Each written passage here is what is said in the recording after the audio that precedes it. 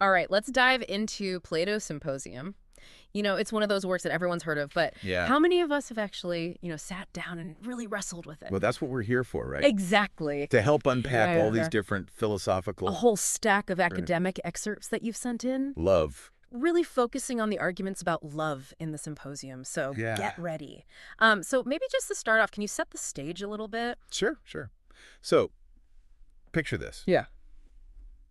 We're in ancient Athens, right? Okay. A dinner party. Yes. Fancy. A bunch of Athenian dudes are hanging out, having a few drinks. Oh, no, I'm already picturing, like, togas and... Oh, absolutely. Togas are definitely involved. Lyres. Lyres in the background? Lyres, grapes, you name it. It's a real scene. Okay.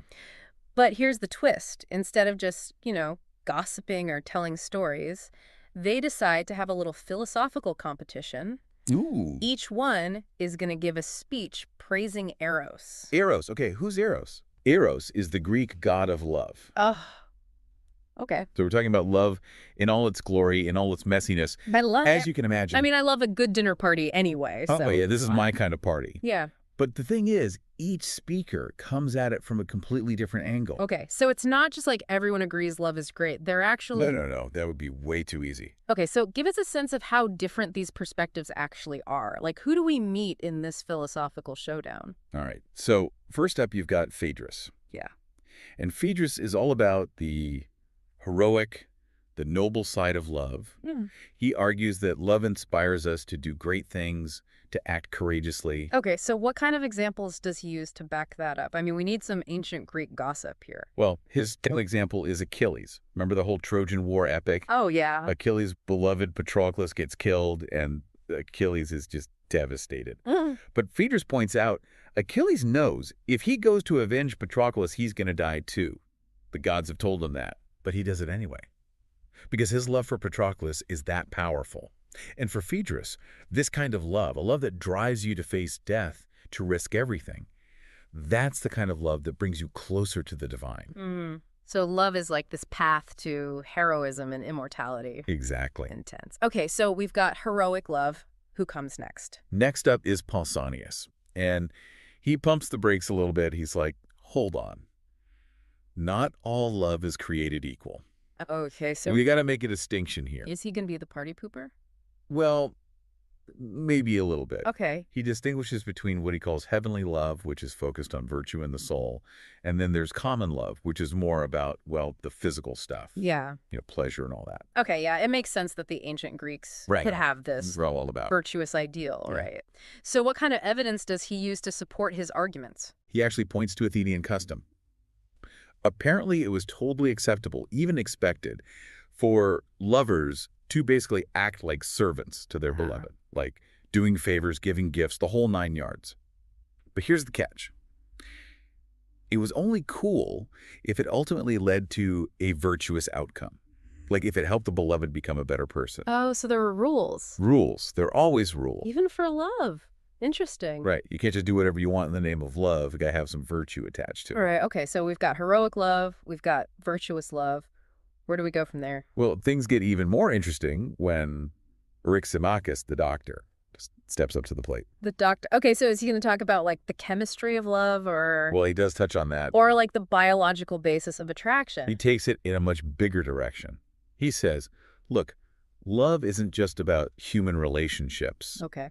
It's a fundamental force in the universe. Whoa, okay. Like, it's what brings harmony and order to everything. That's a big leap. It is. From like, kissing to the cosmos. From, individual passion Yeah. to like the music of the spheres. Okay, that is fascinating. Isn't it?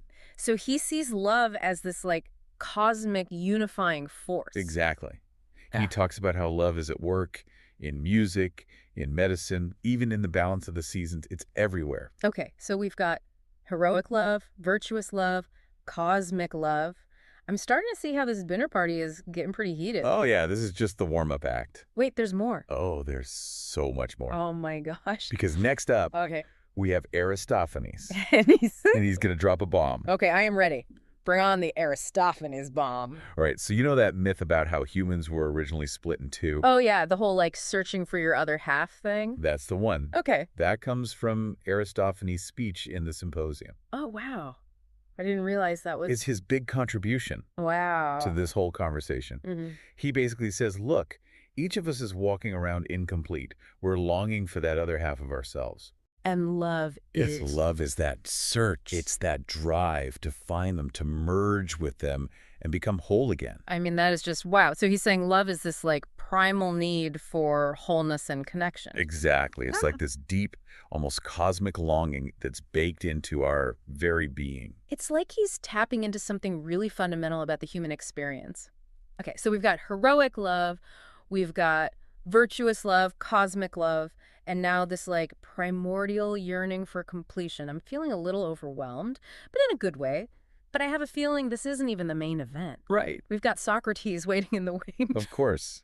We can't forget about Socrates. He's got to come in and... This wouldn't be a Platonic dialogue without Socrates shaking things up a bit, right? Right, so where does he take this conversation about love? What does Socrates have to say about all this? Well, that's where things get really interesting. Huh. And that's a story for part 2. Oh, you can't leave us hanging like that.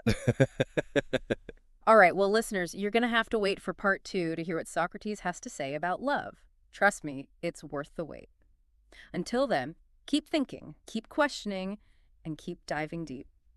Okay, so last time we left off with this crazy dinner party where everyone's giving speeches about Eros, the god of love, and we've heard all these wild perspectives from heroic love to cosmic love to like searching for your other half, but now it's Socrates' turn, right? He's got to come in and like drop some serious philosophical truth bombs. Oh, absolutely. Socrates doesn't disappoint. He starts by saying, you know what? I don't actually think love is a god. What? Wait, hold on. So all these other guys have been praising Eros as this powerful god, and Socrates just comes in and says, nope, wrong. Pretty much. But of course, he doesn't just leave it at that.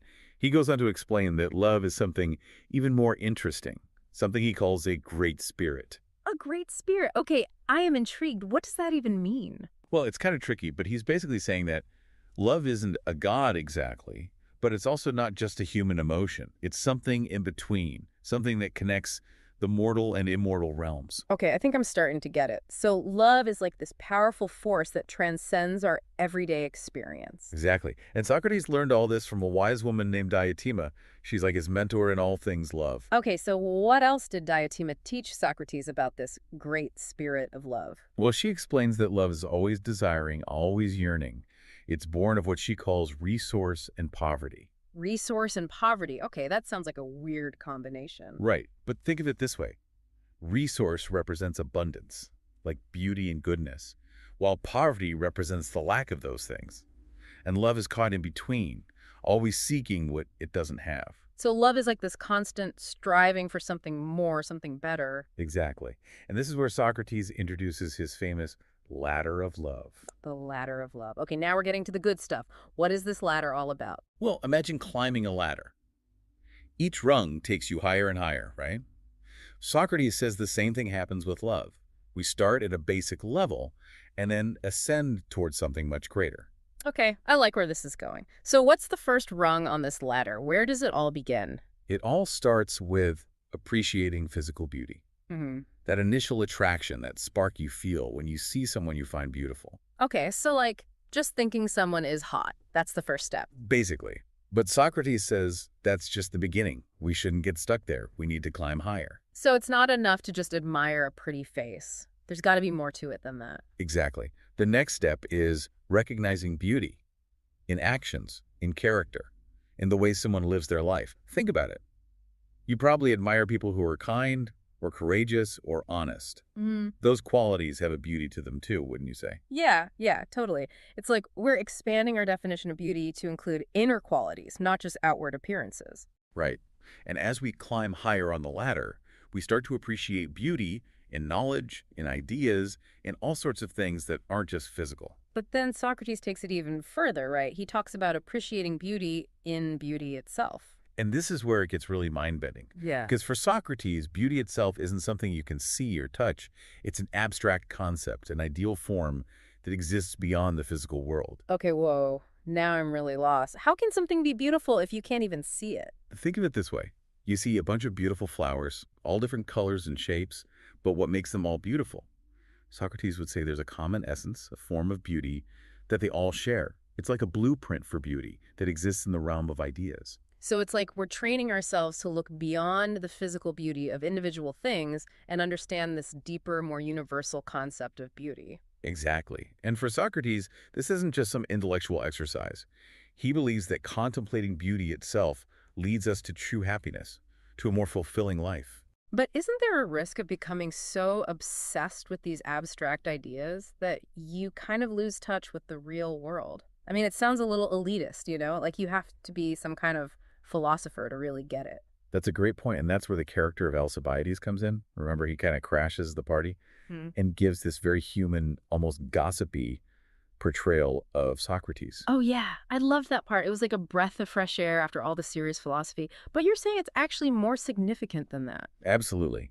Alcibiades, with all his flaws and excesses, reminds us that even the greatest philosophers are still human. They have relationships, they make mistakes, they experience life in all its messiness. It's like Plato is showing us that even as we strive for these higher ideals, we shouldn't lose sight of our humanity. And there's that dramatic irony, too, right? Like, Alcibiades praises Socrates for his self-control, but we, the audience, know that Socrates will eventually be condemned by Athenian society. It's kind of tragic. It really is. Yeah. And it adds another layer to the symposium, suggesting that even those who pursue wisdom and virtue aren't immune to the injustices of the world.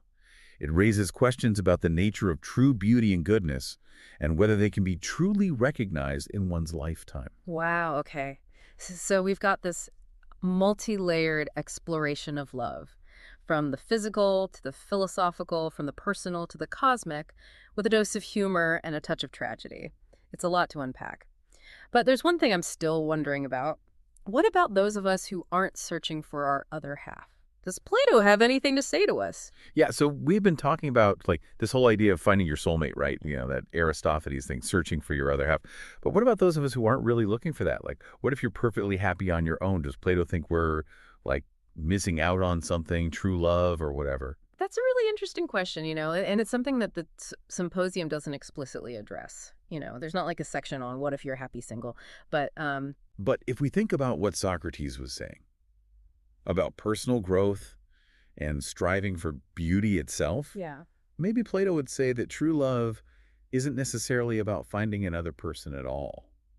Okay, so it's more about finding like wholeness within yourself, like through knowledge and virtue and all that. Exactly. And that was kind of a radical idea back then, right? Right. I mean, in ancient Greece, everything was about family and getting married and having kids. Oh, yeah, for sure. So Plato's suggesting that maybe there's another path to fulfillment, even if you don't follow those traditional expectations. Yeah, I think so. And that's what makes a symposium so relevant even today, right? You're totally. Because it takes the pressure off finding the one Mhm. and puts the focus back on becoming the best version of yourself, connecting with beauty and all its forms. I love that. It's like it opens up a whole new way of thinking about love. But even after all this, I feel like we've only scratched the surface of the symposium. There's just so much there. Absolutely. It's one of those works that you can keep coming back to and you'll always find something new. Right.